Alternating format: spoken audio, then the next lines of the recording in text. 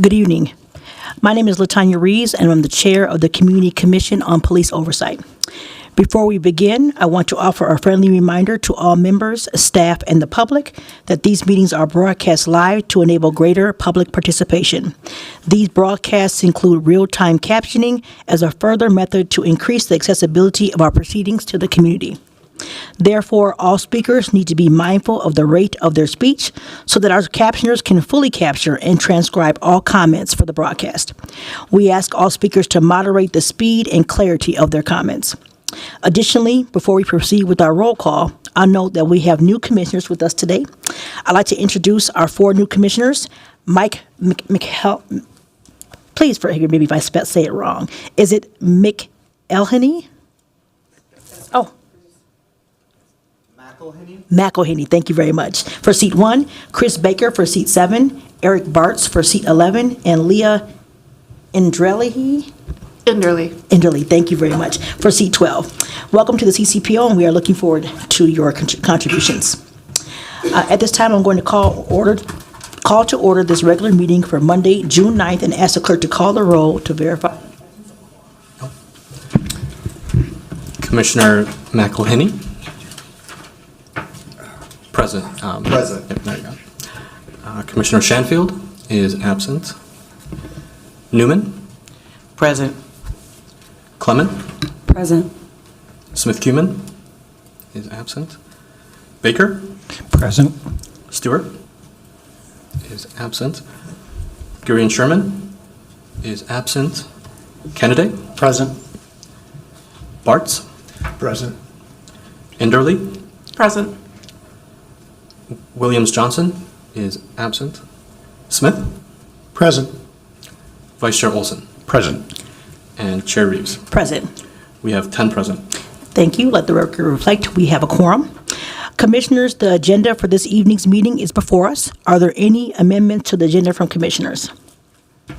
Madam President, Commissioner Smith? I would move to amend the agenda to add under new business an amendment to the Community Engagement Committee calendar. Is there a second? Second. All right, any discussion? All right, clerk, if you can call the roll on the amendment to the agenda. Commissioner McElhenney.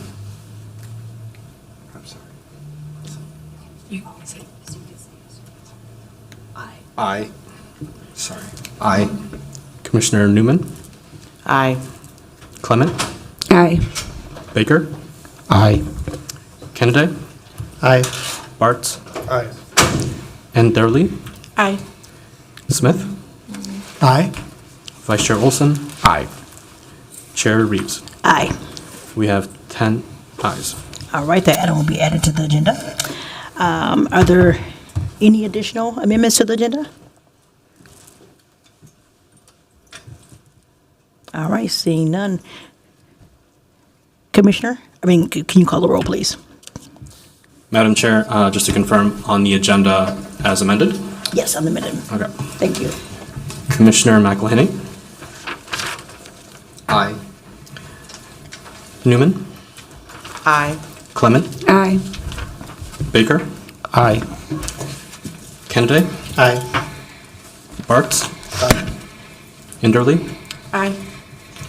Smith. Aye. Vice Chair Olson. Aye. Chair Reeves. Aye. We have 10 ayes. Commissioner Gurring-Sherman is present. Let the reflect.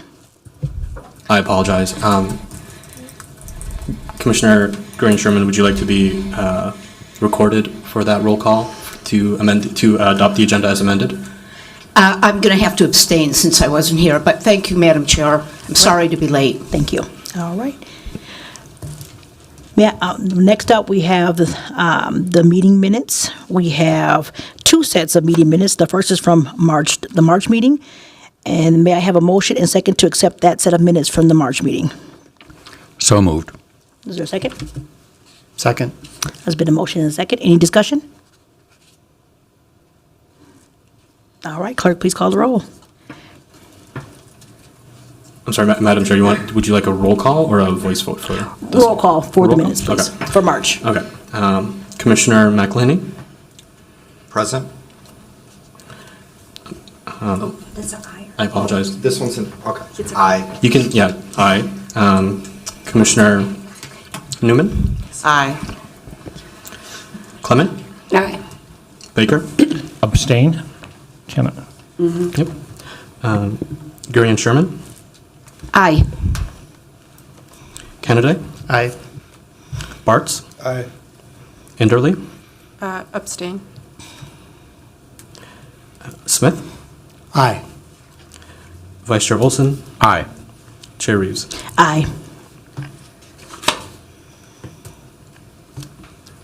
We have 9 ayes. Thank you. The ayes have it, and the minutes from March have been accepted.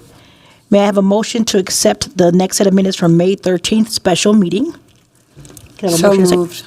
All right, a second? Is there a second? Second. All right, thank you. We have a motion and a second for the minutes for May 13th. Any discussion? Commissioner Green Sherman. Yes, I noticed in the meeting minutes that we were told at the last meeting, on May 13th, the CCPU annual meeting, that the names of the staff would be put in the minutes so they could be identified. I had asked that the staff identify themselves by name, title, and affiliation, which we had done at many meetings before without any objection.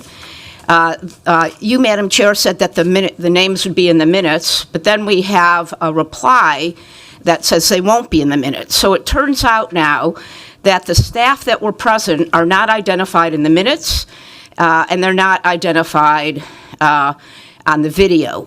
So I think it's worth noting that whole discussion, and I would make a motion to put verbatim into the minutes the discussion that took place where Vice Chair Paul Olson objected to the suggestion of these names going in because he said, quote, "There is no reason to expose our staff to possible negative emails, messages, and that sort of thing." It got roundly disparaged and by the public and by others. I think it's a really unfortunate sentiment to make of a commission that is geared towards public engagement. So the whole discussion about the staff names and titles starts at 32:33 in the video that's on the YouTube channel, and I would motion that the verbatim transcript go in from that point all the way through the 35-minute mark. Is there a second to the motion?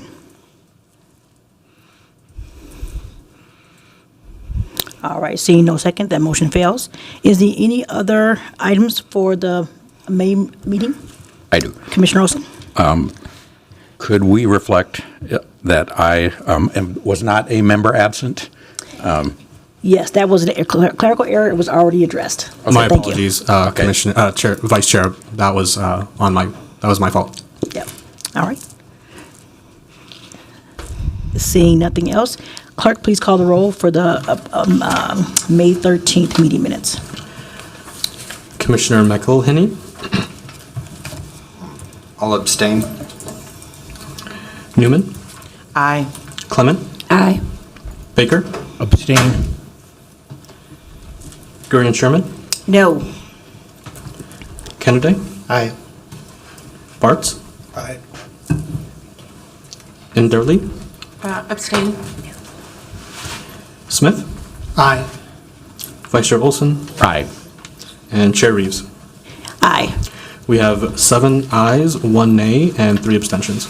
All right, and Mr. Clerk, if you could note that Smith Coleman has arrived as well. All right. The ayes have it. The meetings have been accepted from May 13th for the special meeting. Next is the order of public comments. We'll open the floor to any comments from the public, giving each speaker 2 minutes to address the commission. We'll be making speakers in the order they registered. If you wish to address the commission tonight and haven't already done so, you may register with the clerks at the side of the dais. If any speaker has printed materials, please give those to the city clerk. We'll also invite folks to submit written comments using the forms available from the city clerk to be included in the public record as an alternative to speaking at tonight's meeting. Each speaker will be given 2 minutes to address the commission. We have a timer to assist speakers in monitoring their use of time. I'd also like to acknowledge that unfortunately, the public comments does not allow for dialogue between the CCPO and those speaking. It is not that the body is trying to infringe on public engagement. It is that those are the rules of the meeting. It is our responsibility to function within the rules and procedures of the CCPO. We will collect the questions that rise during public comment and work with city staff to address them to our best ability at the next meeting. We value the input and questions from community members and want to reassure you all that we take your comments seriously. With that, I'll open the public comment period. Our first speaker tonight is Rich Peterson.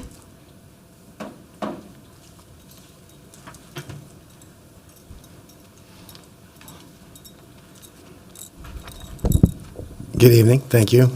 Thank you very much. Pardon, I'm a little bit nervous. I live on Lake Street. I love Lake Street. I'm sorry, can I speak closer to the mic? Thank you. I live on Lake Street, and I love Lake Street.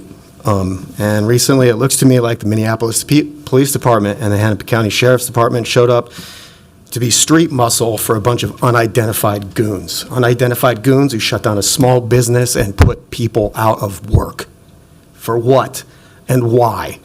These goons didn't arrest a single person, not one money launderer, not one drug dealer, and not one human trafficker. All they did was shut down the best birria place on Lake Street. If you wonder what you would have done in Vichy, France, or Mussolini's Italy, or Hitler's Germany, we're doing it now. And it looks to me like the Minneapolis Police Department showed up to be the street muscle for a bunch of Proud Boys.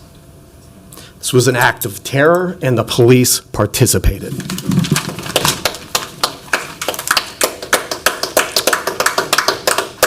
Next up, we have Chuck Turchik. Hey, Chuck Turchik, Ward 6. Welcome to the new members. I would encourage you to participate because frequently, I've been following civilian oversight in Minneapolis since 1990, and frequently, I would say, the best comments and the best insights that are presented come from new members. So don't feel constrained in not raising your voices here. Second thing is, I've read the rules too, and I didn't see in there any place in the rules that it said you can't respond to comments made from the public. In fact, the behavioral crisis response that everyone, including police officers, now lauds, that program began with a public comment to the PCOC, a 2-minute public comment that was extended because the commissioners had all sorts of questions they wanted to ask Kathy Zeck, who presented that proposal. So this is weird that you can't respond to questions. And I didn't read that in the rules, and I read the rules. Third thing is, thank you so much for finally giving us the case summaries, although now you call them both case synopses and case summaries. At the top, each one is numbered, case summary, number this, but they're labeled on the outside case synopses. Those two were very different things in the previous era when we got both case synopses and case summaries. But thank you for finally getting them. And I think they raise all sorts of questions about what your procedures will be in reviewing those, whether you'll review them here in a discussion, whether you review them only in committee, and then it'll come back. And I think I don't think the 5-minute item on the agenda that you've allotted will cover that. Thank you. Thank you. We've completed all public comment and we'll close the public comment period. Thank you. The next order of business is reports. Madam Chair, point of information. Yes.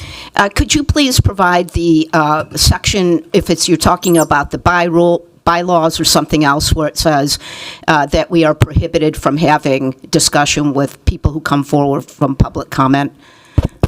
Excuse me. I'll have the clerk's office answer that.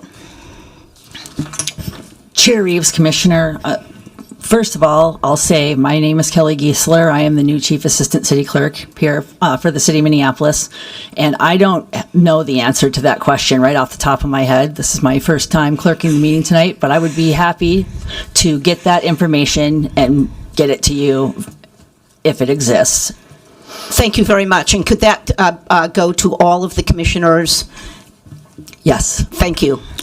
Thank you. The next order of business is reports. I've allocated 15 minutes to each of the staff reports. We'll begin with the report from the Office of Police Conduct Review, which will be presented by Director Fujisawa. Welcome, Director.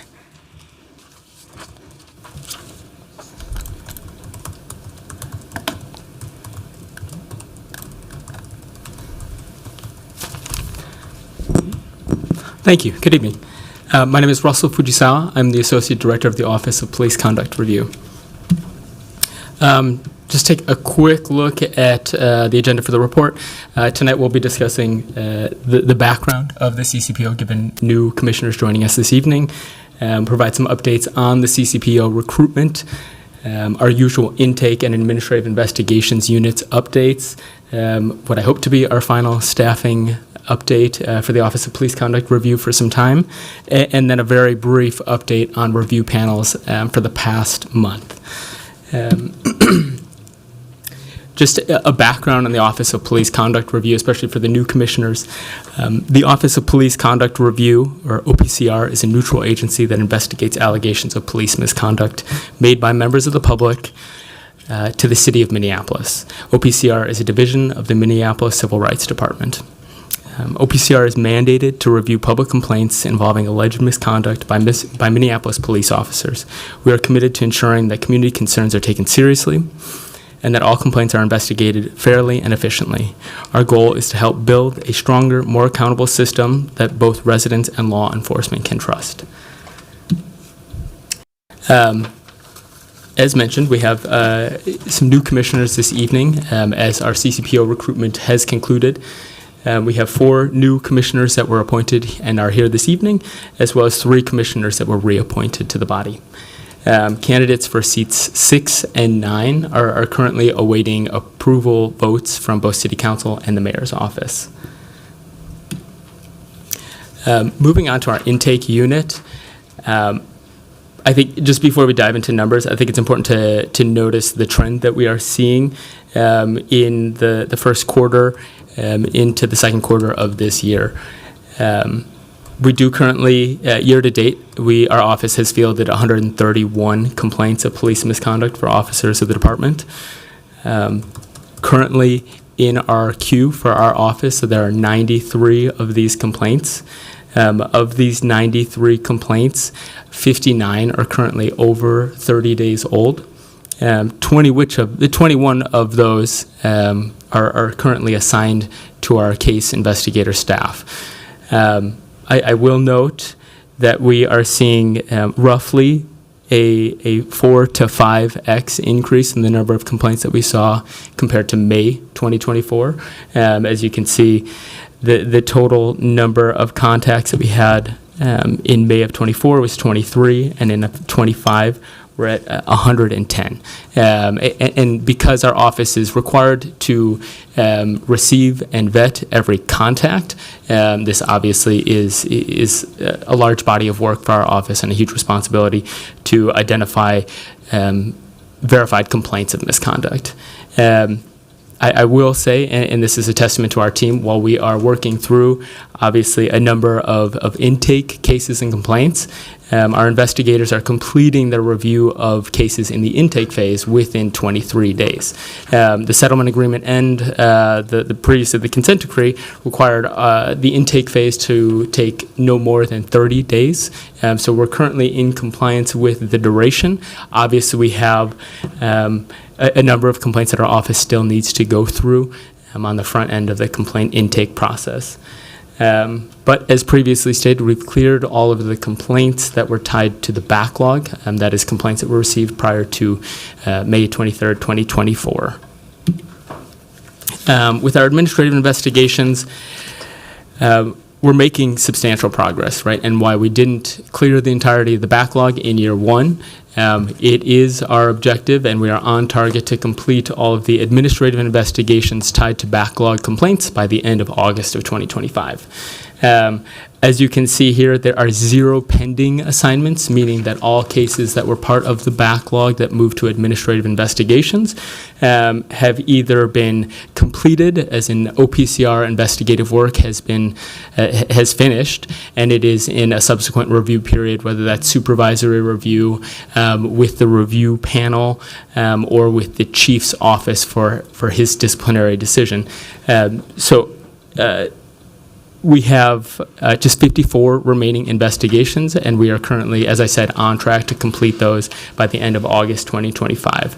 And that means finished or completed is the OPCR investigative work, right? We know that our investigations subsequently have to go through the review panel process, and with the volume of cases that OPCR and internal affairs will be sending to review panel, obviously, the full investigation won't be closed through chief's discipline by the end of August 2025, but instead the OPCR investigative work. I think it is important to note here that the total number of investigations that we're looking at for this chart is 107. I think that's just important to keep in mind when we look at the next 2 slides for the different time periods for which we have administrative investigations.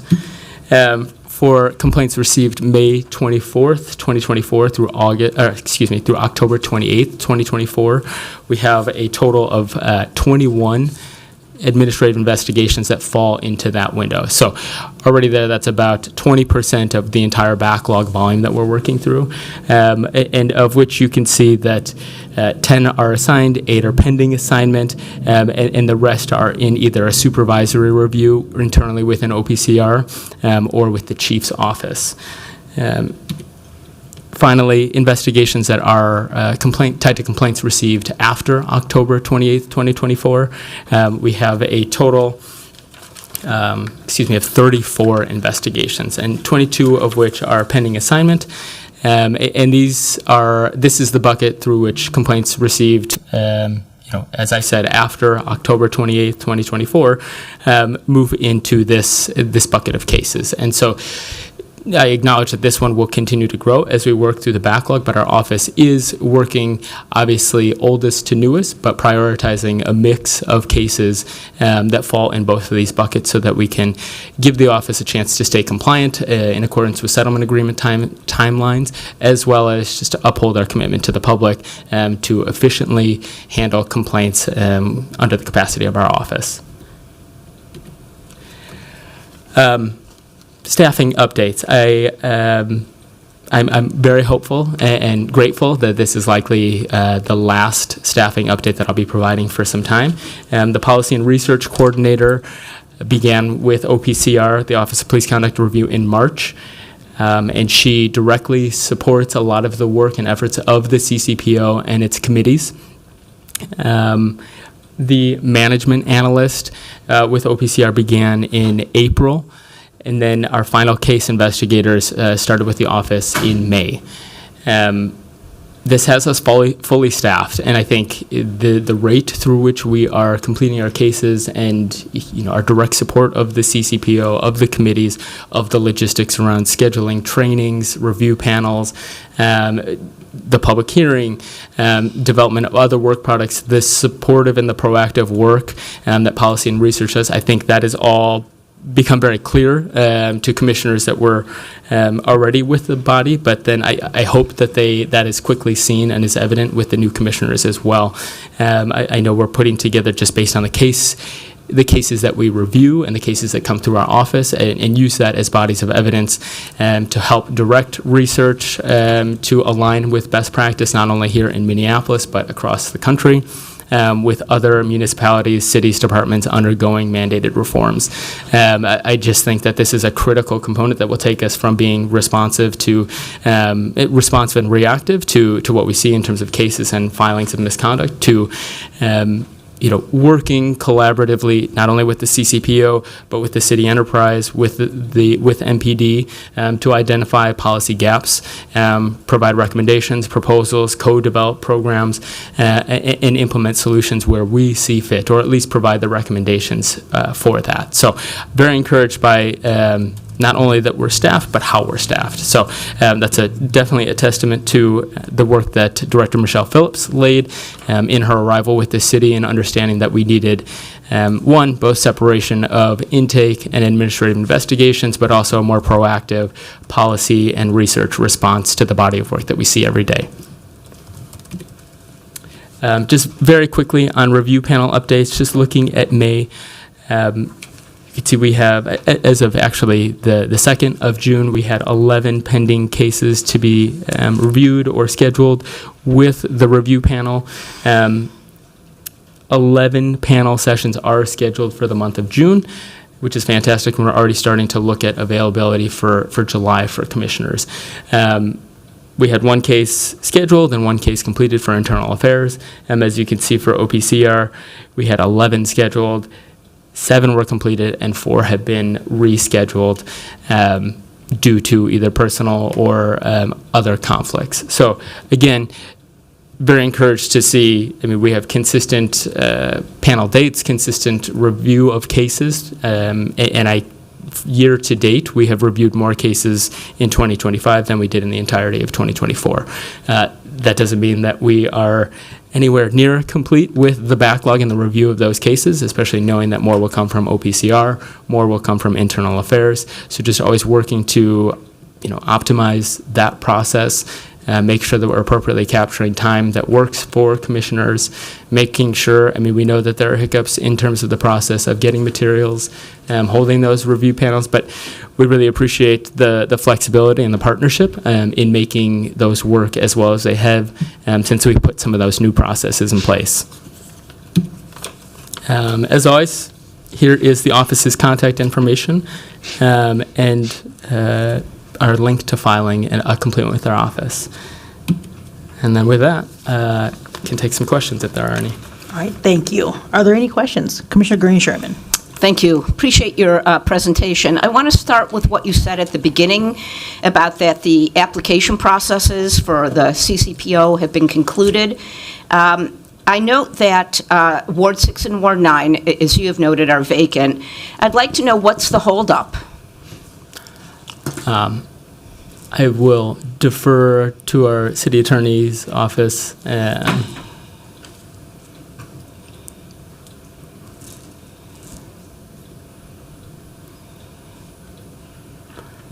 I can find out the exact answer, but I believe that one of them was extended and one was reopened. So I can find out that answer for you. But they're all closed now, I think. 6 and 9, right? Yeah. So when you say they're closed now, you mean that there are going to be nominations put forward? I believe so, yes. And will that be at this Wednesday's Public Health and Safety Committee meeting so that they can be voted on at the June 19th City Council meeting? Chair Reeves, Commissioner, I actually don't know, and since I'm already going to be following up with you all tomorrow, I'd be happy to include that answer as well. Okay, so I would like to know what when that process is. It obviously has to go to a committee, and I would assume it's Public Health and Safety, and then it has to go to a vote. So yes, if you could get that in. Also, I would just like to know from the three of you, who is it that makes the final decision about who to nominate? Is it the city council member? Is it the city clerk? Is it the chair of the CCPO? Who makes the final decision to put forward a name for nomination and appointment? That is a great question. My answer would typically be the council is the one that votes. They make the decision.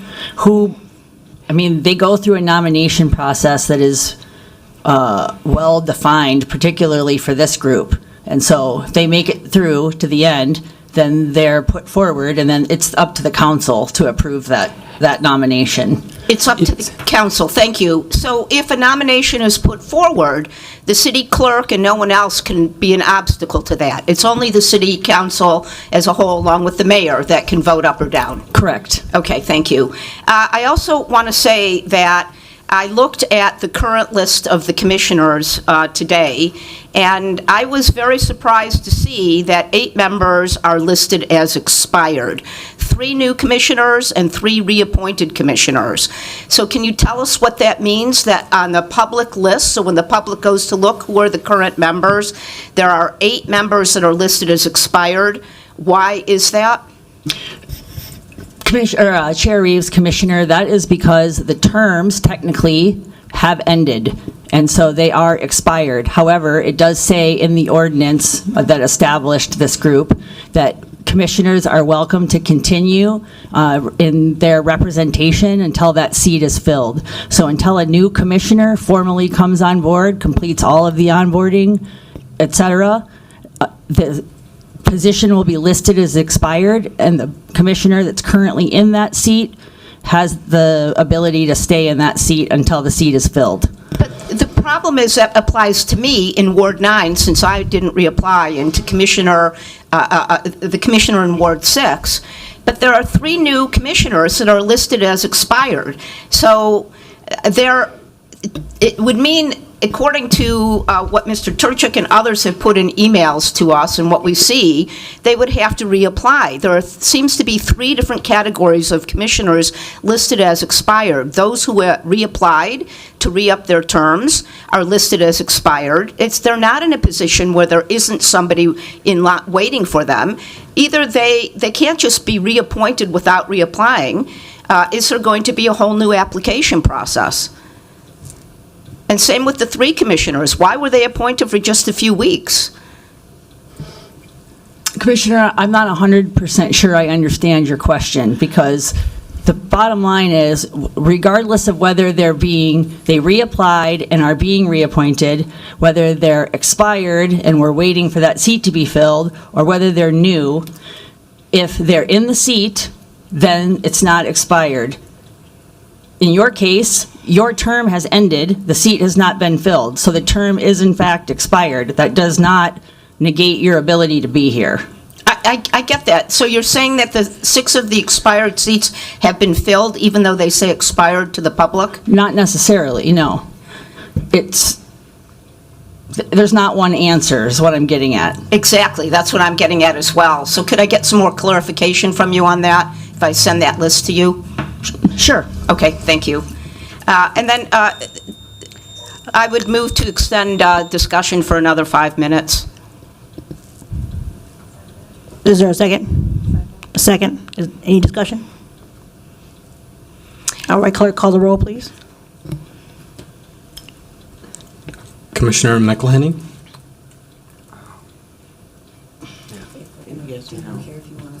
I'm going to abstain. Okay. Newman? No, only if it pertains to the report that we just heard. Same. No, unless it's about this report. Clement? Sorry. Me. Yeah. No, unless it's about this report. Smith-Cuman?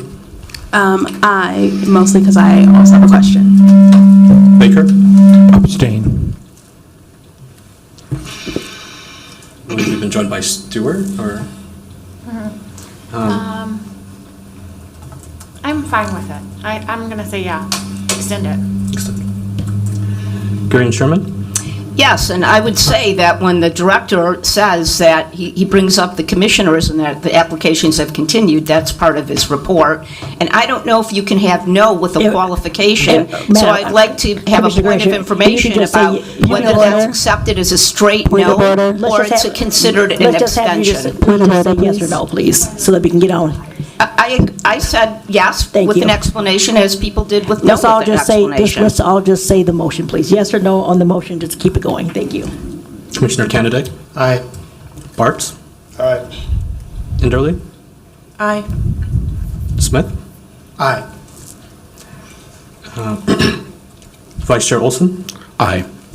Chair Reeves? Aye.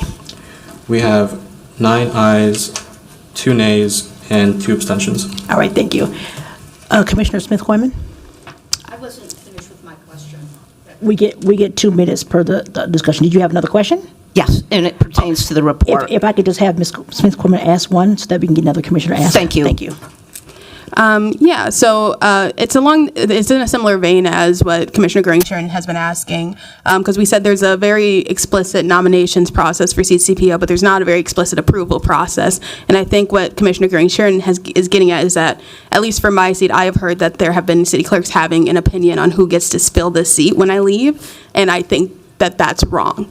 And so I think that's probably what we're getting at. So I'm saying if there is not a public and transparent approval process, I'm going to recommend that for the body. And I'm going to continue to say that it's inappropriate to hear that there are city clerks having opinions on who gets to represent the ward. Director Fujisawa, do you have comments on the process? Because OPCR has input in terms, how does that work? If you could Absolutely. explain it to the commission. Yeah, and I can speak generally, obviously, not specific decisions that are made, but with paragraph 338 of the settlement agreement, we do have a letter of compliance from MDHR and ALIFA in terms of the recruitment strategy that we outlined, followed that in terms of the recruitment to solicit applications. When we're putting forth generally recommendations to the Public Health and Safety Committee, they are just that. Right? It is as the interviewing body and the panel making the decisions and the evaluation based on criteria that was set prior to interviews and discussions and debriefs that we have after those interviews, just with the interview panelists and none others. Then those recommendations are put forth to the Public Health and Safety Committee. If those are approved, then those go along to council and the mayor for their vote. So the council and the mayor are the deciding bodies in terms of who is appointed to those seats. And Director Fujisawa, could you also answer the question then, what is the process for the settlement agreement? What does it state in terms of how you do the recruitment, just so everybody is aware? In terms of what we had outlined as our robust engaged to be representative, to address and seek applications and interest from as many groups across the city, across wards, across demographics, across lived experience, et cetera, as possible. The intent was to have a representative body, and we were in every ward distributing materials. I was on a number of the cultural radio shows that the city has. I was in wards at council member meetings promoting the application, and we ultimately got roughly 40 applications, and we interviewed every single person that we got an application from. And then I said we evaluated based on the criteria that we had set previously, and then put forth those recommendations, and that's generally the process. Chair Reeves, may I, it's me down here. Oh, yes. I'd just like to make a quick, brief comment, if I may, and just state that tagging along with his explanation, I will say unequivocally that the clerk's office, the city clerk, any of the clerks that work for the city clerk have no input whatsoever on who ends up in these seats. We shepherd the process. That is it. We provide no input of any kind about who should be in these seats. All we do is execute the process the paperwork, give the oath, and bring things forward to council. That's it. We have nothing to do with who gets in these seats. I'll just note that the clock wasn't started for the discussion time for the 5 minutes, but I do see per here we have 2 more minutes per this discussion topic. Smith-Coiman still has a question? Yeah. Just as a follow-up quickly, you said that there's an interview panel that provides recommendations, and then the evaluations are based on a criteria. Do we know who is on the interview panels, and is the criteria that is used to evaluate subjects public? I would defer to the city council, city attorney's office. I can find out for you. I need to double check with the Government Data Practices Act, but I will find out for you and get you an answer on that. For both of them? For both questions? For the first one is, the panel and yes, absolutely. I will do that. Okay. Commissioner Olson. I would just note, in addition to the settlement agreement, the ordinance, the CCPO ordinance, requires the Civil Rights Department to have a role in the selection to ensure that every person appointed has a demonstrated commitment to equitable, non-discriminatory policing and do not have a record of taking actions which would undermine public trust and so forth. I won't read the whole thing, but they do have a role in our ordinance. Thank you. Smith, I'm sorry, Green Sherman. Yes. Were you personally involved in sitting on any of the panels for the applicants? I would defer to the city attorney's office. Yes, I was part of that. Question. Did you sit on any of the panels for the applicants? Did you ask, or were you present when it was asked? Did you ever make any negative or disparaging statements about the police or the CCPO? Go ahead. That was not one of the questions, and so no, that I was not present when that was ever asked. And you would consider that to be an inappropriate question because it's free speech, which is distinguished from actions, which is in the ordinance. Wouldn't that be right? Correct. Thank you. In the intake, you have about 70% of the 131 complaints are in the queue. Just so for the new members and for the public watching, what does that mean in the queue? Because I notice underneath it you have 21 assigned to intake investigators. So do you mean they're in the queue and going through the process, or they haven't yet started? We've identified them as complaints of police misconduct, so it went through an initial vetting to make sure that it didn't need to be referred out to another agency, to ensure that there was, in fact, an allegation of misconduct. And now we're just working through the volume of complaints that our office has, and we are doing that. We're doing it at a faster rate now that we are staffed up, but it is a substantial, and it always will be. And I think that is a product of our enhanced community engagement over the last 6 to 7 months, being in community, being at wards, speaking with council members and their constituents and the public. And I will say, we have received complaints anecdotally. I have seen complaints come across my desk recently that are alleging misconduct from years or decades past. And while that is a challenge for our office to handle an increased volume of complaints, it is a positive sign that those are coming to light, right? And that our office is handling, because it is our responsibility and we need to facilitate that complaint process.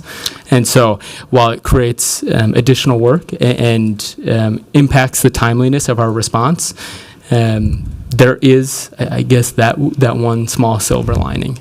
Thank you, Director Fujisawa. We've expired time on this discussion topic. I'll direct the clerk to receive and file that report. Next up is the monthly report from the Police Department's Internal Affairs Division. I'll invite Ms. Hastings to come up and present.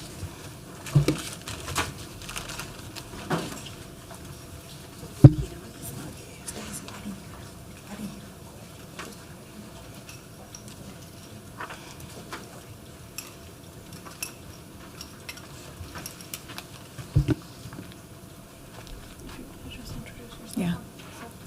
Yeah. You're ready to go? Good evening, Commissioners. I'm only here to introduce myself. I've been with MPD now for almost 2 months on the 11th, so in 2 days. My name is Ayodele Famodu. I go by Dele. I am the new Bureau Chief of Internal Affairs. So I just came to say hello, to observe in person the first CCPO for my tenure, but I will turn it over to Ms. Hastings, who I understand has done a wonderful job presenting on the department's matters in the past. Welcome. Thank you. Go ahead.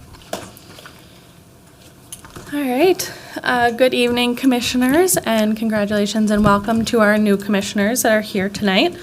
As our BC Famodu mentioned, I am Case Manager Lily Hastings. I just also want to point out Internal Affairs is very similar to OPCR. Internal Affairs, however, takes internal complaints or internally generated complaints. unlike OPCR, who takes external complaints. So internal affairs, we take complaints made by members of MPD, City of Minneapolis employees, things that come from MPD panels, internal audits, compliance checks, anything like that is what actually is coming into our office. And then again, similar to OPCR, we are made up of civilian and sworn. OPCR is made up of just civilian employees. So tonight we're going to cover some highlights about our training. We're going to talk about our backlog updates since October 2024. And I will reference why October 2024 is relevant for our new commissioners in just a bit. We're going to talk about our current backlog and non-compliant statistics, and then we're going to go through some current trends. So just overall, IA training, we have done a substantial amount of training in May and are still working through it in June of 2025. We're also working on a training plan, which is very, very extensive. It has to include everything from our SOP, our newly drafted SOP, to which we've mentioned that went from a series of about 10 pages to about 200 pages. After putting in all of the work to comply with the settlement agreement and consent decree draft in that form. It is not yet approved, but we're waiting for approval from ALIFA on that SOP. We also have to include everything on the MPD 2-100s policy. That is our internal affairs policy, information about the disciplinary process, the corrective action process, all of that is included in the 2-100s. And that is also being drafted and reviewed as well. All of our IA staff, both civilian and sworn, have attended MPD's first day of the use of force training in May 2025. This is the brand new use of force training that goes along with the brand new policy that is set to release in August of 2025. All of our staff are now in the process of attending day 2 of this training. There's 3 total days, so right now we're about halfway through day 2, and then day 3 is occurring, I believe, in July of 2025. Our IA civilian investigators are also working through completing several different online modules for MPD training. This includes information like emergency vehicle operations, body-worn camera, tasers, engaging with minors, which is a settlement agreement requirement. And then our sworn investigators have already taken this, so our civilian investigators are just slightly delayed in getting this information so that we can get properly trained. We will also be joining OPCR to do a training provided by NACOL in this coming week, 2 weeks. Russell just stepped out, so I'll just say in a couple weeks we will be attending that meeting or training with OPCR. And then we also have been busy providing updated IA training to the Lateral Academy and to 2 different MPD new supervisor academies. This training, the last time it was updated was several years ago, so putting in the effort to update this training to comply with our new kind of IA policies and procedures was a pretty big lift, and we're really happy that we were able to provide this to those 3 different academies. In the future, we'll be also going to the Recruit Academy, the Cadet Academy, and additional lateral academies and new supervisor academies. All right, we are going to talk about our IA backlog since October 2024. Like I mentioned, I will explain this October 2024 date. That is the date that we first instituted our backlog plan in internal affairs. So that's the date that we point back to as our historical backlog numbers. I will also mention that we do have different definitions than OPCR when it comes to backlog, non-compliant, and current. Backlog in IA means anything that was over 180 days old as of ALIFA's start date, which was, I believe, March 17th, 2024. Non-compliant means anything that has become over 180 days after ALIFA's start date. And then current means anything that's currently open that's under 180 days. So here you can just see the downward progression of our admin investigation cases admin investigation cases for our new commissioners is cases that go through the entire investigation process. These are cases that you will eventually see in the review panel, and then we'll go to the chief's office afterwards. So around the time of October 2024, when we first instituted our backlog plan, we had 112. And now as of the end of, as of the end of May, my apologies, there were 21 backlog investigations left open. Now we're going to talk about percentage of backlog cleared. Again, like OPCRI has different definitions for what clearance means versus completed and closed. Completed means our work as IA is done and it's passed off to the next branch that's going to take control of it. So completed would mean that our investigation is done, our supervisors have reviewed the investigation, and now it's been forwarded either to chief's office for review or the review panel for review, according to our procedures. Cleared means that the case was closed and is in its final closure status as appropriate. So this includes anything that's in our backlog, not just admin cases, not expedited, anything that was in our historical backlog that is now in the final closed status. So our clearance rate right now, as of the end of May, was at 45%. So you're seeing like a very slow rise. Just a reminder, that means that it has to go through review panel, if that's the correct procedure, go through the chief's office, and this could also include the grievance and arbitration process. So things can stay open for a very, very long time. And this is what that clearance is actually tracking, is when it's finally done. Now we're going to go back through some statistics. So as of the end of May, open intakes, we had 23 cases. The average age of those cases was 27 days. When I'm saying average age here, that means from the day that the complaint was received by our office until the current day. So our average was 27 days for those open 23 cases. And then our average duration to complete the intake phase, meaning from the date that the intake investigator is assigned to the date that the case is now routed out of intake, is around 23 days. As Russell mentioned, we have 30 days per the settlement agreement to do intake, so we're happy to still be under our 30 days for several months now.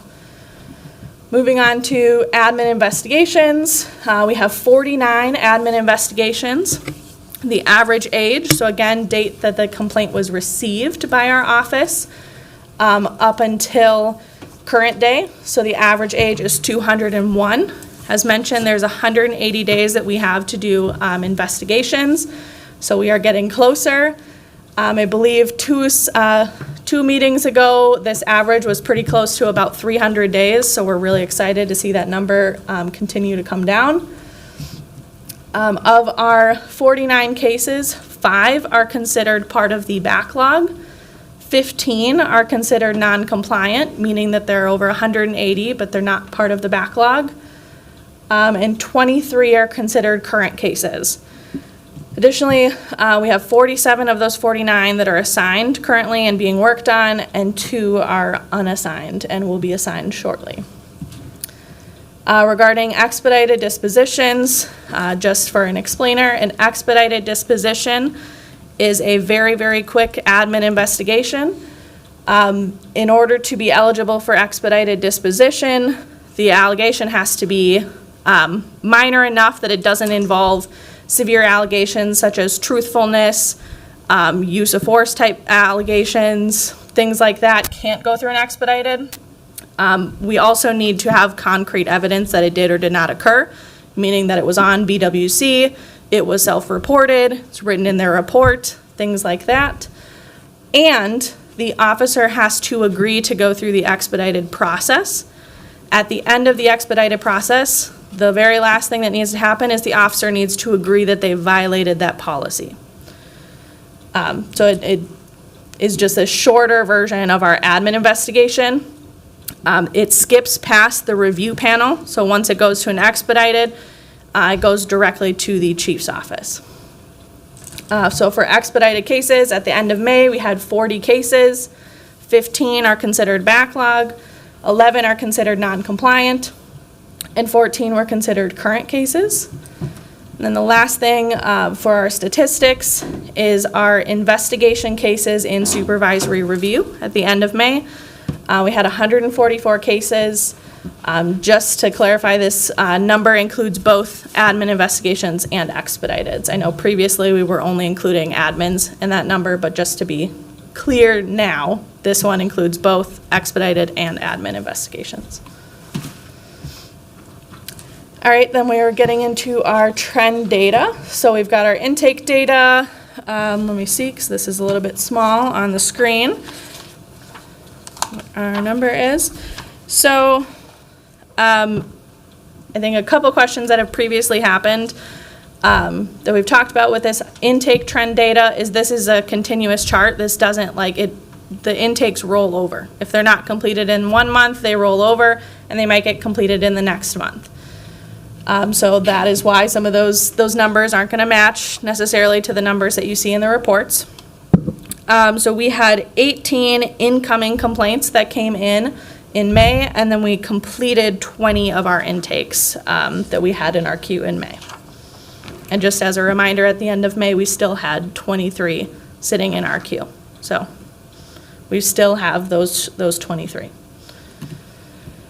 Total number of open IA investigation cases. This is the same data that was just shown a couple slides ago about the admin investigations and the expedited. This is just giving another visual to explain it from backlog, non-compliant, and current. We also have our intake cases. So these are intakes that are still in progress as of May 30th, 2025. So this is those 23 intake cases. We have them separated out by incident date. I can foresee a question already of why is there a September 2023 incident date in this mix if you're saying that we have average age of 27 days. I will just remind you that the average age is from the date that our office received the complaint. So it's coming from whenever we actually got the complaint. Some of these cases that we're getting we're sitting in a backlog elsewhere in MPD. Intake data, again, we also have this separated out by precinct, so you can start to see kind of how many we're getting and what we're getting from where. So you'll see right now, precinct 1 has the bulk of our current intakes. For intake data for our routing decisions, these are the cases that were completed in May 1st, 2025 to May 30th, 2025 in intake. So we routed 9 cases to an admin investigation. We routed 4 to expedited. We referred 1. We dismissed 4. And then we referred 2 cases over for non-disciplinary corrective action, meaning either coaching or training. We also have our investigation data split out by incident date. You'll see a variety of different incident dates ranging all the way back to 2021. However, we are super excited to not have anything in that 2020 category anymore, as in previous reports, so that was a big win for us. Investigation data separated out by precincts. Again, this is for open admin investigations as of the end of May 30th, 2025, and these are the incident location precincts. Just to clarify, outside of Minneapolis just means it's outside of the city boundaries. NA is things that might not have like an actual physical location, something that happened online, something that happened over a course of days in a variety of different locations. And then that is it for tonight. So happy to answer any questions. All right, thank you very much. Are there any questions from commissioners?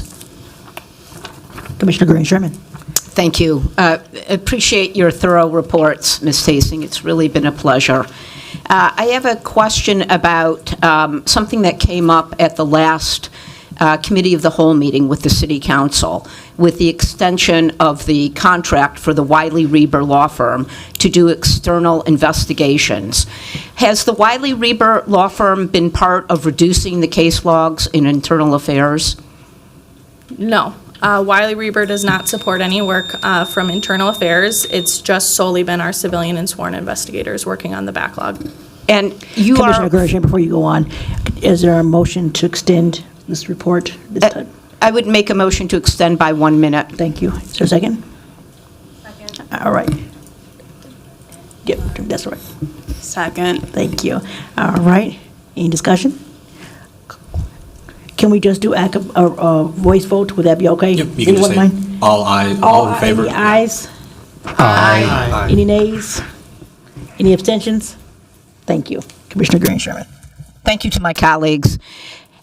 Has the Internal Affairs Unit used any external investigators to reduce the backlog that you've had?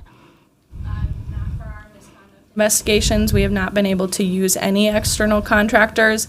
The reference that you're talking about is an external contractor for our Force Investigations team, which is a different unit under our Internal Affairs Bureau, but that does not involve misconduct investigations. And is Internal Affairs fully staffed at this point for doing misconduct cases?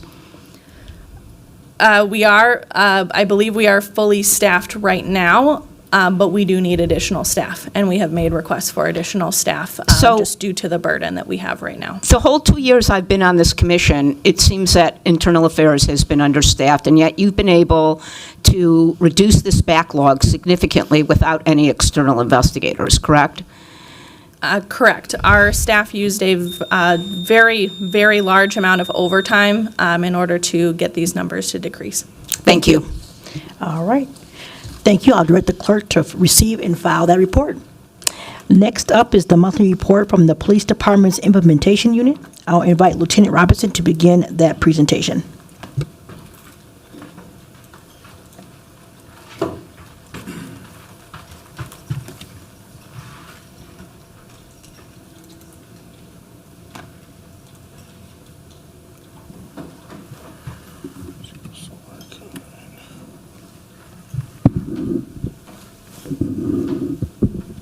Good evening. Thank you for having me. My name is Bryce Robinson. I'm a lieutenant in the Minneapolis Police Implementation Unit. My agenda today is we're going to go over previous requests, which we don't have any this month. Key updates are going to be community engagement, health and wellness, policy, training, and data, and then our next steps. Community engagement. One of the things that we created is a citizen mentorship program where Unity Community Mediation Team, comprised of a bunch of civilians, they pick mentors for our new officers to help them develop relationships within the community and educate them about the neighborhoods of Minneapolis. We've also sent out Minneapolis Police Community Survey reports. You might have even got one sent to your phone. It's basically asking how, there's numerous questions, but some of the questions are, how are you feeling about police reform currently in the city? Do you feel safe? What are some current issues that you're having? And then you'd respond. That data gets compiled and goes to the command staff and the chief. We've also participated in the CCPO policy sessions, helping answer any questions that pop up, or and then also helping get some of that feedback from the CCPO. We've also attended various other community meetings. We have a follow-up community engagement presentation for the implementation unit. It's scheduled for July 8th at the Public Service Center at 5:30 p.m.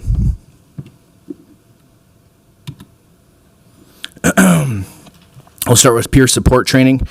We have 21 sworn and civilian members now going through training for the peer support team.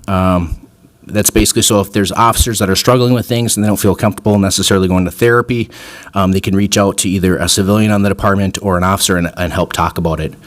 I also, we're going to have a MPD summer field day. This actually stemmed from one of Commissioner Sherman's recommendations from a few months ago when I presented. She said, what's MPD doing?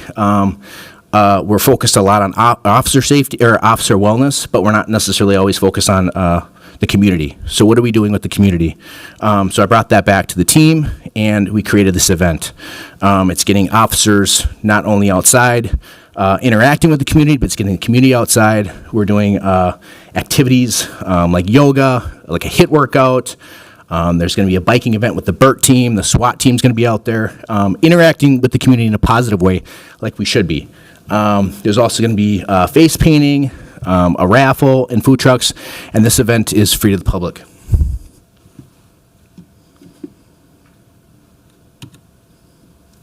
Policy update.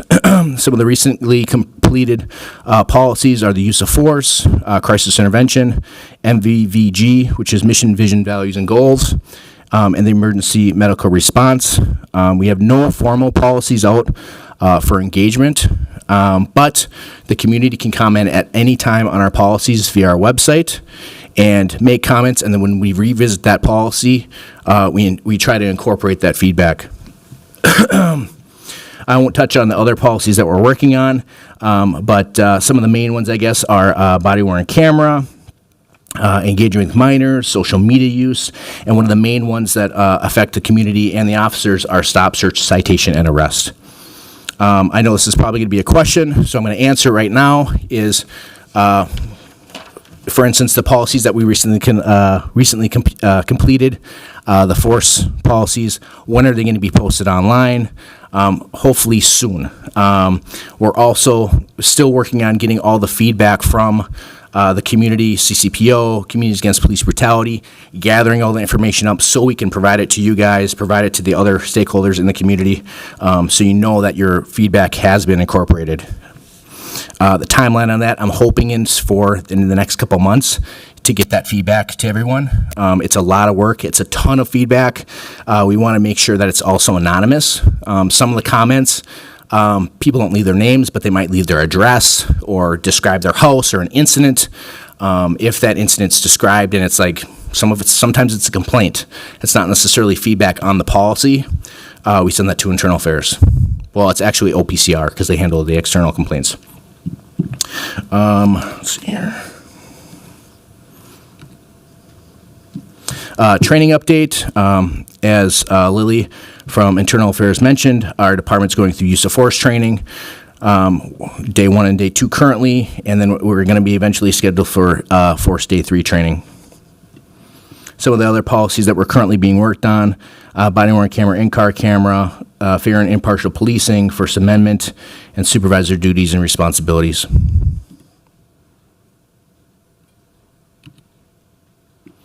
Data systems update. We've received approval on our data systems plan. What is our data systems plan? It's about data modernization, data governance, and data collection. We're working on improving some of the transparency as quickly as we can and improving just how we understand the data by just looking at it at a glance.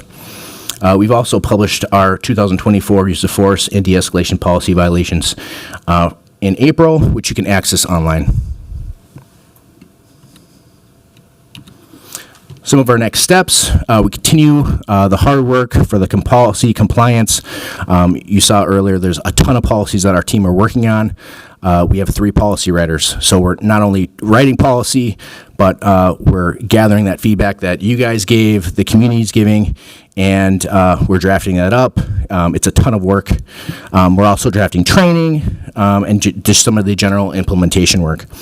We're continuing to try to refine both our internal and external reporting, and we're still working on merging the consent decree and settlement agreement activities. Thank you, and that's all I have. If there's any questions, I'm happy to answer. All right, thank you. Any questions? Commissioner Kennedy. Thank you. Lieutenant Robinson, when you were talking about the summer field day activity, you briefly mentioned the BERT team, I think you called it.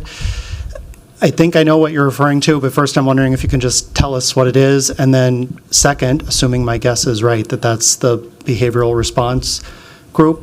No? No, Commissioner. It's a bike rapid response team, so it's bike officers. See, it's a good thing I asked. Mm-hmm. Right? There's too many acronyms, and there's another BR something acronym that I was confused by. Thank you. Any other questions? Commissioner Smith-Coiman. Yeah, so my question kind of goes back to, you were talking about the programs that are in review, I think it was, or you're getting ready to put some more, like use for STAFE 3, like, I'm sorry, I'm forgetting. Trainings? Yes, training, sorry. The word was escaping me. That you're working on some more trainings that are coming up. One of my questions, and it's very timely, I believe, is just what are we doing about, the Minneapolis Police Department and federal overreach? Because we're seeing it play out right now in LA. We saw it a little bit on Tuesday, and I'm wondering if there's going to be a plan in place to ensure that the MPD is not caving to federal overreach from currently the Trump administration, but being told to do things that aren't actually within the purview of local law enforcement. I know the department's looking at the current policy internally currently, and I would, encourage anybody to leave any kind of feedback on that policy online, so that when we do visit that policy like we currently are, we can make adjustments on what the community wants. What's the name of that current policy that you're reviewing? Let's see here. I actually wrote it on the back of my sheet. I believe it's Authority in Immigration Matters, and it's under 9-401. Authority in Immigration Matters, and it's under 9-401. And just one quick follow-up from that. Do you think that this policy, and then this is, you can waive the question, but do you think this policy is enough? Because we just heard that 700 Marines are going into California now. And so one thing that I'm just nervous about is, like, is that enough for what we're facing and what we're seeing happening across the country right now? I can't answer that question, but I think that'd be a question for somebody higher than myself. Okay. Thank you. Thank you. Commissioner Granny Sherman? Thank you. Thank you for the follow-up on the about community safety and well-being. I think that's wonderful to hear that the police department is taking suggestions from the CCPO as well as from the public. So thank you very much. I know that there's a lot of people who are very disappointed about the federal consent decree and what happened with that. It seemed to me, from what the judge said, it was never going to be. He was never going to sign on to that. So now the mayor, the chief, and others, including city council members, have said we're going to implement everything in the settlement in that agreement. I don't share that.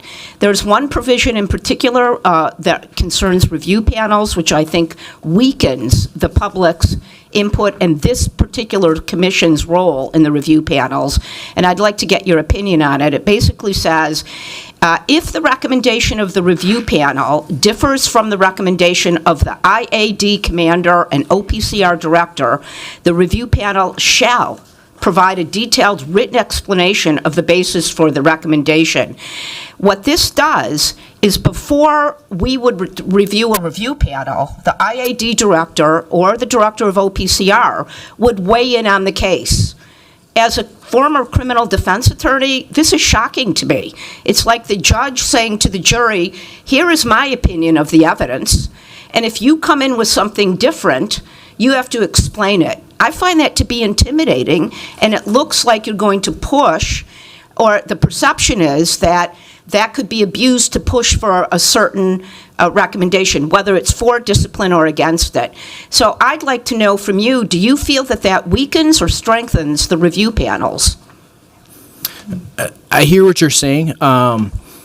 Like I said, I don't know if I can't really necessarily give my opinion, but I think I really hear what you're saying. I think you should type up those concerns and send them to our unit, and then we can bring those forward to ALIFA and MDHR and city attorney, and when we do the workshops for those policies, so that we can actually look at that more thorough, because we do want feedback like that.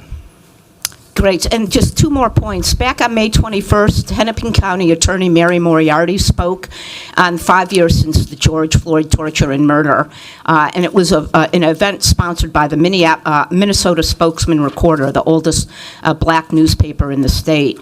And at one point, she was asked, where are we at right now?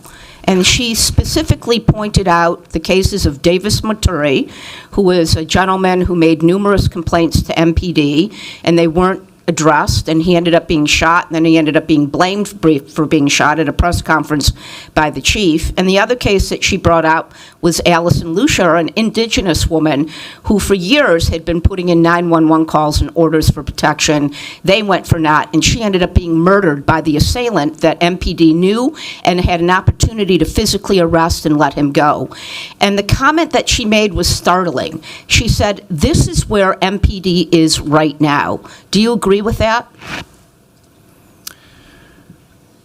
I guess I don't really have necessarily a comment on that, but I can tell you that where I work in my unit, we are headed towards a positive direction. We're trying to reform the police department and make it the best it can be, and that's what I have to say. I appreciate that. And the last question is, I see Mr. Jameson Whitting is here, and I would ask you to come up, because the question I have is if you can explain, especially to the new commissioners, what is the difference between the MPD implementation team and the implementation team from the Office of the City Attorney? Yeah, I'll take that question. I'm Samantha Puini. I'm a city attorney. I'm also on the implementation team, and I'm the new advisory council here to the CCPO. So the difference really is that Lieutenant Robinson and his unit is the workers. They're implementing the actual work. They're writing the policies. They're making things happen. Our unit is more so just reviewing for compliance. So when it comes to the actual, running the train here, making things happen, it is his unit. And then our unit is coming in more so from both the litigation perspective of making sure things are carried out in the courts, making sure that we're timely submitting compliance with MDHR and ALIFA, and then, obviously reviewing for attorney compliance. So they are separate units, but we do work as partners. And is the Office of the City Attorney's implementation unit specifically mentioned or authorized in the settlement agreement? The city attorney's office is throughout the settlement agreement, yes. But is that implementation unit in the same way as the MPD implementation unit? I can check the language for you off the top of the head. I'm not sure. Thank you. I'll follow up with you. All right, thank you. Any other questions? Yes, I have a question. Commissioner Newman. How, regarding the engagement, the community engagement that you guys are doing, I didn't receive a text message that you were mentioning earlier in there. How would one be listed on that information to be able to receive when you guys are having upcoming events? Is it an email, or, how we have to go through the city and, a tag on additional levels? So if you're talking about I mentioned a survey that's being sent out. That's just a random, it's a company that's hired, and they just send out random surveys through the phone. So I don't know how they do that, the technology. Yeah. But if you're talking about actually getting notified of community engagement events, is that what we're going at, Commissioner? Pretty much both, for that survey as well, How do you either get on this list to be involved in answering the questions for Minneapolis Police, as well as getting information on where you guys are at doing community events and things of that nature to be in attendance? If I could just pause. We have ran out of time, so I'll ask you to answer the question, and then we'll end there unless we get extended time. Go ahead.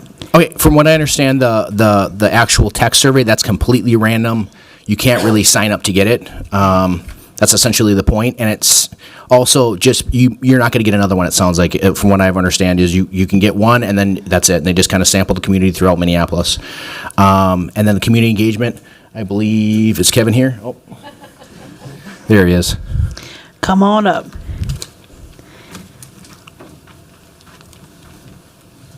Good evening.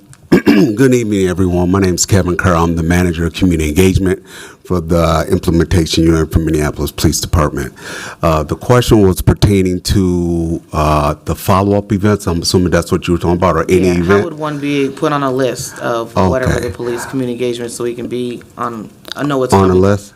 On May 30th, if you guys didn't get it, I sent went policy. I sent it out to everyone that's on the commission here. If you didn't receive it, please let me know and I can resend it to you. What I try to do is make sure you guys are abreast of what's going on when we have engagement sessions, so you guys can attend. And just repeat real briefly, the community, how do they know? Yeah. So the community, what we do is I have an email list, and we also go give high flyers, businesses, community centers, and just people that's random in the community about our event, tell them what's going on. So we have hard copies, we use email technology, we also put it up on our website to give information to people as well. And they go on the website to get on the list and subscribe, or? Correct. When you subscribe, information is sent out automatically when we put it in to everyone as well. So we encourage everyone in the public to go on the MPD implementation unit. Is that what the website, or MPD, which one? Yeah, so when we do our events, when we do our events, we put our information on there and it goes out. Okay. Yeah, so if you want to subscribe, put your email or to keep update information. And you can, if you get tired of it, you can also say, I don't want to keep receiving it too. Okay. So you can be added on, or you can also take your information off as well. Okay, thank you.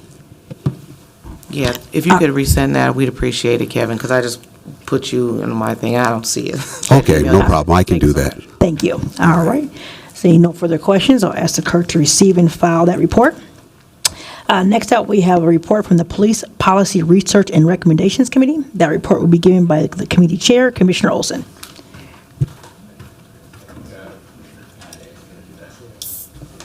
Commissioner Kennedy, thank you. Thank you. Filling in for Commissioner Shanfield tonight. So there's a 3-page summary in the documents for the meeting. I'm going to give a particularly brief update for the specific reason that this is the summary of our April activity, which was in preparation for the public meeting that we had in May. And so the summaries that you have here for the reports that, or excuse me, for the draft policies that we commented on, which are the adult citation and arrest policy, non-discriminatory policing, and the procedural justice and professional policing policies.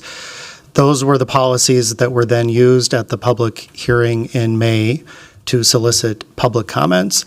So I know between the work of the PPRR committee, the Community Engagement Committee, and then the public hearing itself, most or all of the commissioners have seen the policies we're talking about here, and you have our recommendations. I'm also just going to offer one additional comment, but let me give a caveat here that I'm not speaking for the committee on this, because there hasn't been a committee meeting since the public hearing in May.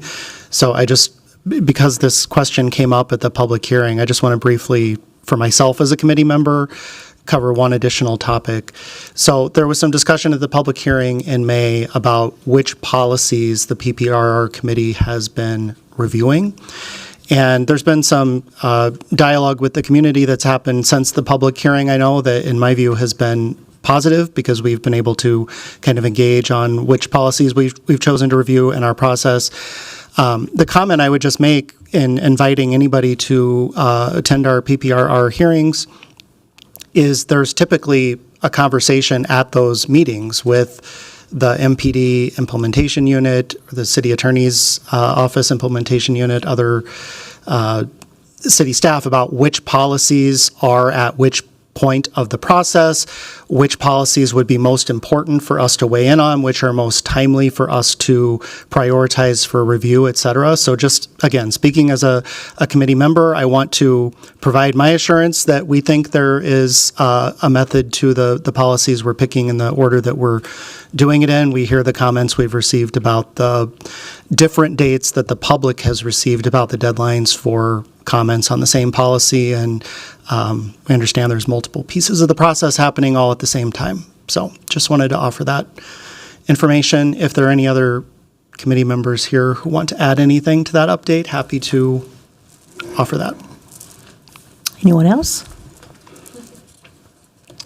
I'll just echo that invitation. It's really helpful to have people from the public at these committee meetings, and there's a dialogue with Lieutenant Robinson and others, and it's really helpful and productive.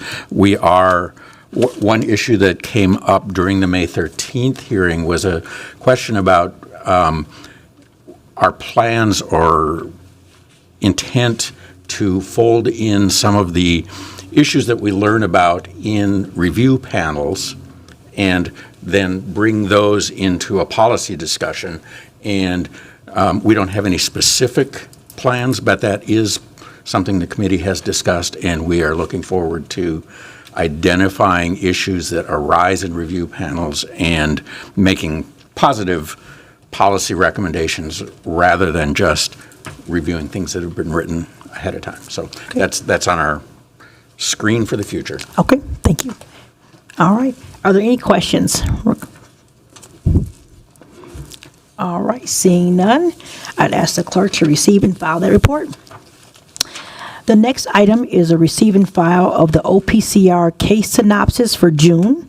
In compliance with the Municipal Code 172.30C, the settlement agreement, and within the constraints of the Minnesota Data Practices Act, the OPCR policy and research team has assembled case synopses for closed OPCR cases starting in January 2025. Are there any questions from the commissioners regarding those? Commissioner Smith. Madam Chair and fellow commissioners, I just want to express appreciation that we have these, that they exist. I will affectionately refer to them as the Turchik reports. But I think this is progress. The next question is, what do we do with them? And I think I'm going to make some comments about a strategic plan and suggest that we develop a process so that we have more than a few minutes to receive and file them, but build on our participation in disciplinary panels and see what we can learn from this information to inform our comments on policies, but perhaps other things too. All right, thank you. Any other comments? Okay. Thank you. I'll direct the clerk to receive and file that report as well. The next item is to receive and file a summary of community questions raised during the public hearing. The CCPO tracked the questions and collaborated with city staff to provide responses. Those responses were compiled into a report. Are there any questions from the commissioners on that report? Point of information, is this about the May 13th? It is. Yes, I do have a question. Commissioner Green or comment. I don't know if anybody saw this week the KSTP story about how they went to ALIFA to ask for where their $1.5 million was being spent. They did a data request, and they got 200 pages back of redacted material. Not one item described what the $2 for the parking was or the $3,600 was. So they made quite a amount of play on that throughout the day. And by the end of the day, KSTP got what was basically a ream of paper, 200 pages, with everything unredacted, and all of the excuses that were given by the city attorney and others fell by the wayside.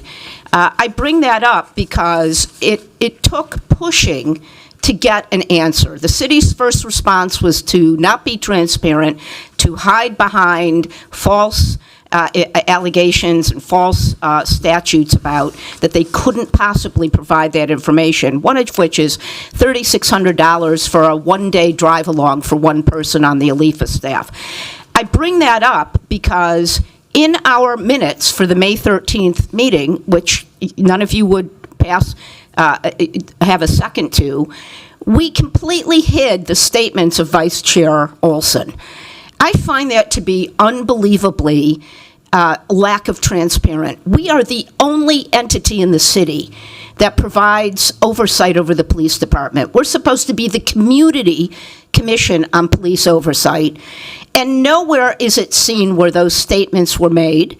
And if you look at the marked agenda for May 13th, unlike the marked agenda for a year ago at the annual public meeting, there is a quick link to the video. There is no quick link to the video in the most recent annual meeting. There's a quick link to yesterday or the day before's council meetings. That link is gone. I think very strongly that Vice Chair Olson, you do owe the public an apology for making remarks that sounded as if the members of the public were enemy combatants, and that if the staff gave their names, their titles, and their affiliations, that somehow they would be subject to negative complaints and messages. We just heard from a member of the police department who said that comments that I made that were critical about not including the public in wellness were taken to heart, and it resulted in something positive. You assume the worst out of the public that makes a point to come to these meetings, that came to that annual meeting, and I absolutely believe that you owe the public an apology. And it's a shame that no one on this commission decided to give a second so that we could even discuss it. So I'm bringing it up again, and I find it to be a low point in the 2 years I've been on the commission. Thank you. All right, thank you. Any other comments? I just want to comment myself as Commissioner Newman. Some from that meeting, the community members, I just want to address some stuff. They were talking about why those particular policies were in question. So just want to see if there's someone that are able to bring light to that. Why we only selected those two when there's a magnitude of policies that should be reviewed. And the other thing that they were questioning was the results of the outcome of our panels and what the chief as well as the mayor, the resolutions, what they become, and those options to be shared publicly. They wanted to know what those outcomes were based off those particular cases, that panel. So just wanted to bring that discussion piece from those community meetings to light. Are you talking about the after action report when you say resolutions? I'm not sure what you mean. Yeah. Oh, okay. I think those are still ongoing. But to the first question, in terms of the policies and how they were determined, Vice Chair Olson, I'm not sure if you can answer that question. I can give it a try. Commissioner Shanfield is the chair of the committee, and she has taken the laboring oar on some of that. But it was a lot of discussion within the committee meetings where we looked at a number of factors, such as which policies had due dates that were either recently ended or were about to end, and we prioritized those, and we also prioritized policies that seemed more impactful use of force and things like that. So we really wanted to prioritize and deal with 2 to 4 policies per session, and at the end of each session, then we would talk about which policies we would put on for the next session. And so it was just a kind of an organic process. Okay. All right, thank you. Chair Reeves? Yes. If I may, the first question and answer that's available in you guys' packets called the 2025 CCPO Public Hearing Questions from Participants. Under there is the question, why were these 3 policies chosen? And then there's an extensive answer provided there as well. Thank you. All right, we've exhausted all time on this discussion item, so I'll direct the clerk to receive and file that report. Our next item is the approval of the CCPO strategic plan for 25 through 26. Are there any questions from commissioners? Madam Chair. Commissioner Smith. I do not support approving this plan this evening and have a few reasons. It's been quite some time since this body has even looked at this document or PowerPoint. I believe it was November of last year. And at that meeting, it had some very brief discussion, but not really significant, robust input. To me, this is a 6-page PowerPoint, which has 1 page of substance. I don't think it reflects a strategic plan. I think a strategic plan should reflect strategic choices that this commission makes. It should include some measurable goals about our priorities, and it should include actionable steps to achieve those goals. And most of all, it should reflect meaningful, robust discussion of this body. And I don't think any of those criteria are met. I think it would not be too much work to give this at least one more round or cycle of input from our committees and from all commissioners. To me, our plan could include a commitment to monitoring the complaint backlog and committing this body to participation in panels to make sure we are current in advancing progress on the backlog. It could include a process for reflection on what we've learned from the panels, including the summaries of the disciplinary cases we're now receiving. It could include some measurable goals on policy review that I know that the committee is also working on. It could include specific commitment goals on community engagement including CCPO presence at every neighborhood association meeting in the city in the next year. So those are but some examples, and I'm sure other commissioners have ideas. So I just think, especially with our new commissioners in this body, it behooves us to discuss this and do better work than what we have before us. So I would move to table it to the next meeting. I guess I don't want to put a motion on that's not debatable, so I'll wait to do that. Second. There's no motion. Commissioner Smith, go ahead. I'd have to agree with Commissioner Smith. I looked through the packet, and I used to be an internet nonprofit, and I watched them go through their strategic planning process, and it was a months-long process where every member of the organization, myself included, were on these calls talking through action item after action item of here's our long-term goal, and here are the steps we're taking to get to that long-term goal, and here's our short-term goals, and here's how that short-term goal is going to help us get to that long-term goal. And I looked at that packet, and I saw none of that. And I also didn't know whether or not there was enough input from the commissioners on this body to go forward with voting yes on it. So I don't even know if I would table it. I think it just needs to be overhauled completely, especially that we're having new people being sworn in the next couple months. I would agree with Commissioner Smith that there's more work to be done and more detail to be put into how the CCPO moves going forward, especially with 2 consent decrees, more and more public engagement. We have a shifting political climate that we're in, especially around policing and how people show up in the community. So I just think that there's a lot more work to be done before we can approve a strategic plan. Anyone else? Commissioner I Newman. just want to, I will add to that if we are going to table it, that we put an actual date behind it to have this be completed, so it can continue to be prolonged. I'll just add that commissioners had this strategic plan for several months, and so I definitely encourage people to bring their concerns forward, but I do appreciate the discussion. I do agree that we can all work on it and do some work. What that looks like, we can all determine. But yes, this plan was presented, I believe, in November of last year. So definitely look at the document. Let's provide some feedback, and then I agree with the date, and maybe bringing it to the next meeting would be helpful, and everyone have an opportunity to provide their feedback. Is there any further discussion? I'll just make a point of clarification that I was not sworn in until December of 2024. Point well taken. Thank you. Commissioner Stewart. I would ask that the committees, we talk about it in our community engagement meeting. I would really encourage everybody to be prepared. So this, like Commissioner Newman said, that we're not continuing, because it kind of at this point sounds like a stall tactic on our point from the public standpoint. And that was brought up in our last community engagement before we had the public hearing. So I would just like to see this have some legs and start to walk and move. Okay. So if the other committees, could you put some effort behind it? All right, thank you. All right, so we're done with, we are done, I'm sorry? Sorry, I was just going to say, I would even say, so just to piggyback on it, that, if maybe we could agree to let this be the starting point, post it to let it build in that manner, and then allow it to just continue to be updated accordingly. Yes, the strategic plan can be updated as we see fit. I think that's appropriate as new commissioners come on and things change. So we have absolved all time on this topic. So I would ask for a motion to extend conversation so that we can look at a motion. Is there a Madam motion to Chair? extend? Yes. I would move to extend the time for 3 minutes. Thank you. Is there a second? Second. Voice vote, please, to do the time. All those in favor say aye. Aye. Any opposed?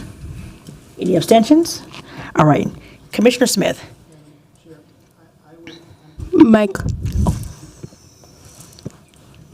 Madam Chair, I would move that we table the strategic plan to bring forward to our next meeting, at least for a status review, but ask both committees and all commissioners to review this document and bring comments to our July meeting. Okay. Is there a second? I would, sorry. We can vote on that motion. Someone seconded? All right. Is there a second? Any discussion? My discussion would be, I almost would want to see our committees take up this work in some way. strategic plans, in my experience, it's us in a room huddling, being like, what are our long-term goals? How are we going to achieve them? And I don't know that us going off into 13, 15 different directions and then coming back is the way to do it. I would almost want to dedicate either committee time or separate time for us to be together and talk through what it is that we are mapping out for the CCPO and how we're going to get our work done. Yes. So what I'll say to that is a committee assignments we wouldn't be able to because of quorum issues, but maybe the city can help us figure out a best way that we can make this happen, that everyone can provide input on the strategic plan and be on the same page.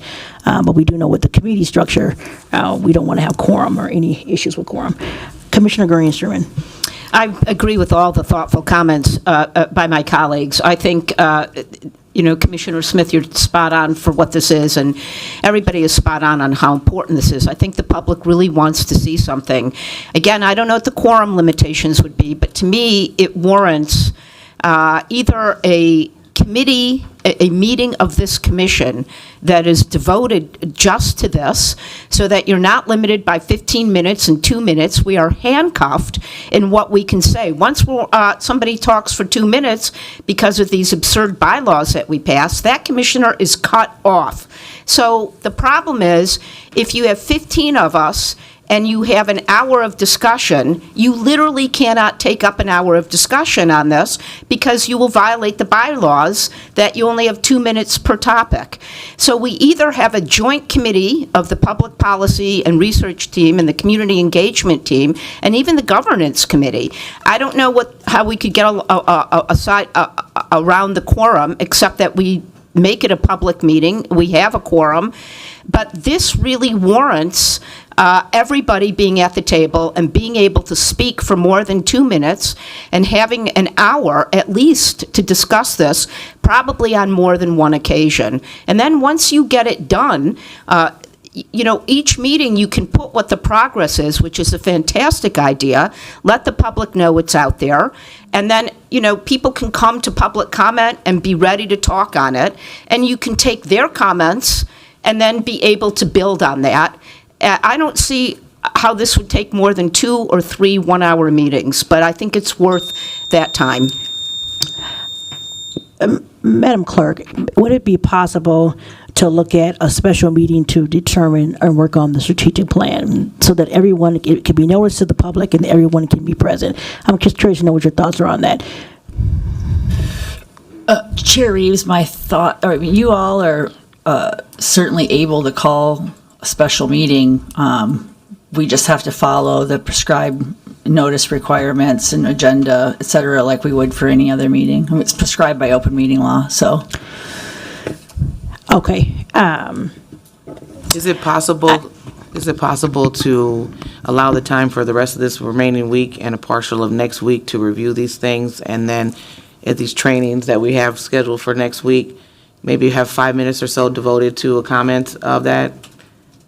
And then somebody's able to collect that information, and then we take it to the next level so we're not losing track of this conversation. Because these are mandatory meetings we got next week. We're not necessarily going to have quorum particular in these meetings, but it's an urgency to get this taken care of and to be implemented, and, we just continue to drag. So we have to use every opportunity that we come together. I think it may be helpful if we select a date from the commissioners that works for everyone, and then notice this to the public. Because I feel like the only way we're going to have a robust discussion with all of us allowed to be present is to make sure that it's open to the public and have a special meeting. I think that may be the best way to do it, but I don't know if I want to pick the date right now because I want to make sure that everyone is able to weigh in. I know 2 commissioners are not here, including the chair of PPR. So that's kind of my thoughts on that, but we do have a motion on the floor. Commissioner Smith can speak on the new business order for later, and maybe we have it on the date of the community meeting and add that piece to it the end of this month. Yes. Madam Commissioner Chair, Smith. I was just going to comment that to me, it would be conceivable that we devote a significant portion of our already scheduled July meeting to our strategic plan, which arguably is one of the most important pieces of business, if that's possible.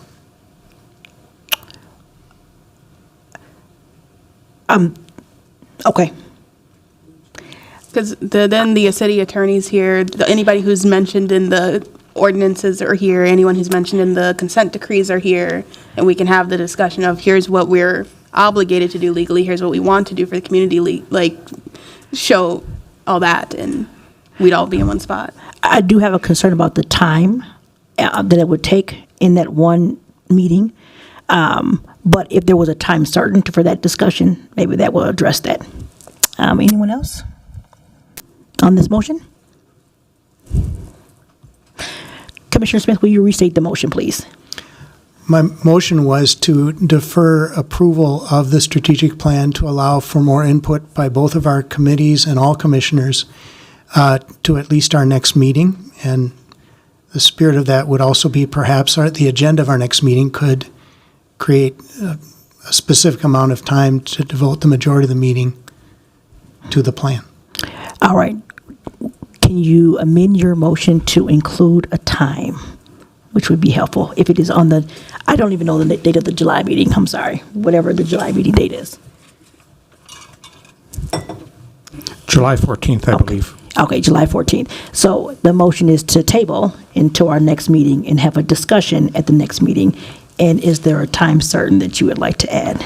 Well, let's put it at the top of the meeting at 6 o'clock and go for at least an hour and a half. Okay. All right. So the motion on the floor, there's been a motion. Did the seconder approve of the additional language? I do. All right. And we have discussion. Clerk, could you please call the roll on that motion? Commissioner McElhenney? Aye. Newman? Aye. Clement? Aye. Smith-Cuman? Aye. Baker? Aye. Stewart? Aye. Gurian Sherman? Aye. Kennedy? Aye. Bart? Aye. Enderle? Aye. Smith? Aye. Vice Chair Olson? Aye. Chair Reeves? Aye. We have 13 ayes. All right. Thank you very much. All right. The new business. Our next item is an amendment to the CCPO Police Policy Research and Recommendations meeting calendar for the year. I'll invite Commissioner Kennedy to speak to this and to make the motion. This is a housekeeping motion to change the dates of our meeting. I'm going to make the motion, and after the kindness of one of my fellow commissioners seconding the motion, I'll explain slightly more of the background. So I move to amend the 2025 CCPO calendar to allow PPRR more time to review and compose their policy feedback report for the CCPO. The proposed changes to the Police Policy Research and Recommendations Committee meetings are as follows. Reschedule June 16 meeting to June 23rd. Reschedule July 21 meeting to July 28. Reschedule August 18 meeting to August 25th. Cancel the November 3rd meeting and reschedule the November 24th meeting to December 1st. Could I have a second to the motion? Second. It's been motion and seconded. Commissioner Kennedy. So briefly, the background here is that commissioners will recall that the CCPO calendar for 2025, the PPRR calendar, and the community engagement calendar were all set in conjunction with each other at the end of 2024, I believe. Thereafter, some changes were made to, I believe, at least the CCPO schedule, if not also the Community Engagement Committee. Quite honestly, now that I'm explaining all of this, I've lost track of the different moving pieces. But the PPRR committee dates, which were locked in at the beginning of the year, have remained locked into those original assumptions, and some of the other assumptions have shifted. We've been waiting for a couple of months to have an opportunity to do this correctly. We've maintained our old schedule until we can hopefully have this adjustment. The overall effect is to essentially move the meetings 1 week later than scheduled. The reason one of those meetings in there was canceled was simply, I believe, that there were originally 2 meetings scheduled for November, and now that we're shifting them, and with holidays, et cetera, we are in need of canceling one of the meetings. So this is simply to better align the committee meetings with the rest of the deadlines that have continued to be necessary to meet. Okay, thank you. Any other questions? Discussion? All right. The motion on the floor. Clerk, please call the roll. Commissioner McElhenney? Aye. Newman? Aye. Clement? Aye. Smith-Cuman? Aye. Baker? Aye. Stewart? Aye. Goering-Sherman? Aye. Kennedy? Aye. Bartz? Aye. Inderly? Aye. Smith? Aye. Vice Chair Olson? Aye. Chair Reeves? Aye. We have 13 ayes. All right, thank you very much. I have it, and the calendar is amended. Next up is the item of CCPO committee memberships. We have new commissioners who may be interested in joining one of our committees. I'm Madam sorry? Chair. Oh. We added an agenda item to be the Community Engagement Committee. My apologies. And I wrote it down and still forgot to say it. Let me get back to it. My apologies here. Now remind me where it is because I can't find it. I think it's right after this item. No, remind me what it was. I can't find what I wrote it down. Madam Chair, the Community Engagement Committee has had difficulty with attendance. Okay. And having checked with a few of the commissioners, I wanted to propose moving the scheduled date of January 25th to January from the 24th of June. Okay. Sorry. Okay. From June 24th, move it to the next night, June 25th. Okay. Just for this month? Just for this month. Okay, thank you. So that's been a motion. Is there a second? Second. All right, any discussion? All right, thank you. All right, clerk, please call the roll. Commissioner McElhenney? Aye. Newman? Aye. Clement? Aye. Smith-Cuman? Aye. Baker? Aye. Stewart? Aye. Goering-Sherman? Aye. Kennedy? Aye. Bartz? Aye. Inderly? Aye. Smith? Aye. Vice Chair Olson? Aye. And Chair Reeves? Aye. We have 13 ayes. All right, thank you. Thank you for keeping me on my toes. Next up is the item of CCPO committee memberships. We have new commissioners who may be interested in joining one of our committees, Police Policy Research and Recommendations, the PPRR, and Community Engagement, known as CE. PPRR shall be responsible as directed by the CCPO for researching, reviewing, and evaluating police policies, procedures, and practices, proposing or undertaking programs of research and study on similar matters, preparing formal recommendations to be considered by the CCPO for submittal to the mayor, 13 city council members, chiefs of police, or other appropriate city officials, and other functions of a similar nature which contribute to the work of CCPO. The CE, Community Engagement, shall be responsible, as directed by the CCPO, for developing and supporting community partnerships, coordinating outreach and engagement initiatives, and promoting general awareness of and opportunities for the public to participate in the work of the CCPO, all of which is focused on engaging the community in police oversight. Both currently have 4 members and may have up to 7, so if the new commissioners would like to join one, now would be the time to sign up. So kind of putting y'all on the spot. So please let us know. Commissioner Kennedy, did you have, were you bringing something forward regarding membership? I have a motion that is prepared, but I have blanks in it pending expressions of interest. So I don't know if you want to proceed by letting the new commissioners express that now, or if we're going to continue later. Does anyone have any interest in joining one of the committees? A point of clarification. Yes. Can we join in a month or two after we get our feet under ourselves a little bit more? Yes. Okay. Yep. Maybe you want to attend one and kind of just observe, you're welcome to do that as well. That sounds great. Okay. As long as we don't have quorum, so we can't have everyone show up to the meeting. Commissioner Bartz. Thank you, Madam Chair. I'd be interested in joining the Policy Committee. Okay, thank you. Commissioner Enderly. Thank you, Madam Chair. I would like to express my interest in joining the Community Engagement Committee. Okay, thank you. And you're welcome to join one right now if you would like to, or you can hold off. Yeah, I'm going to hold off. Okay. I'm going to hold off, Sounds but good. I'm going to attend several of these. Thank you. Thank you very much. All right, Commissioner Kennedy. So I'll begin by making a motion to update the Police Policy Research and Recommendation Committee roster by adding Commissioner Bartz. All right, is there a second? Second. All right, any discussion? All right, I would like to do this as quickly, looking at the time. If we can do a yes vote, that would be great. Anyone object? All those in favor, please say aye. Aye. Any opposed? Any abstentions? All right, thank you, Commissioner Bartz. Madam Chair, Yes. I move to add Commissioner Inderly to the Community Engagement Committee. All right, thank you. Is there a second? Second. All right, second. Any discussion? The same sign. All in favor, please say aye. Aye. Any opposed? Any abstentions? All right, thank you very much. Appreciate it. All right, and we welcome the other commissioners to kind of observe and join. Just please make sure there is no quorum. If for some reason there is quorum, please leave. Thank you. All right. May I have a motion to update the member? Oh, excuse me, I already did that. The ayes have it. The membership is updated. And with that, we've completed all items on our agenda for this meeting. Without any objection, the commission stands adjourned. Thank you. And again, thank you, new commissioners and everyone for being here. We have almost a full row here. This is really nice. Thank you.